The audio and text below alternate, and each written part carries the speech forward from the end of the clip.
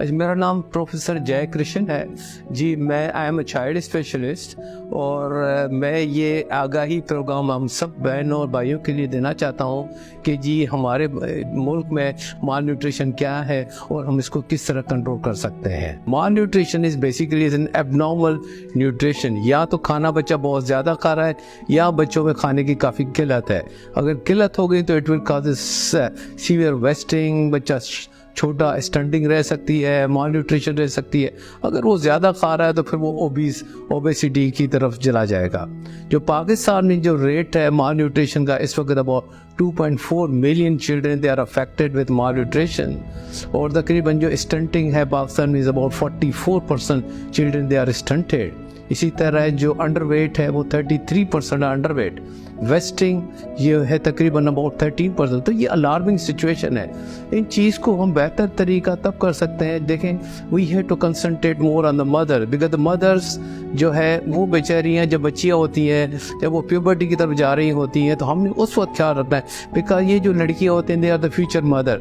तो अगर हमने उस वक्त उनका ख्याल नहीं रखा तो automatically one they get married, जब उनकी प्रेगनेंसी हो जाती है खुद जो है उनमें एनीमिया हो जाता है, उनमें आयरन की डिफिशिएंसीज हैं, विटामिन डी की डिफिशिएंसीज है, तो ऑटोमेटिकली जब बच्चा पैदा होगा वो माल नरिश होगा। तो हमें कंसंट्रेट करना चाहिए माओं पे कि माओं की न्यूट्रिशन जो है वो अच्छी होनी चाहिए। माँ की न्यूट्रिशन अच्छी होगी, उसमें विटामिन डी की कमी नहीं होनी चाहिए, आयरन की कमी नहीं होनी चाहिए।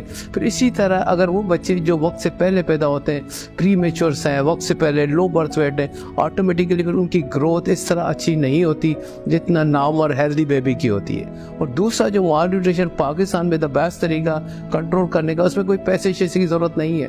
हमने माओ को कहना है कि जी बच्चा जैसे पैदा होता है आधे घंटे के अंदर उसको अपनी छाती से लगाएं और उसको कम से कम 2 साल तक अपना दूध पिलाएं।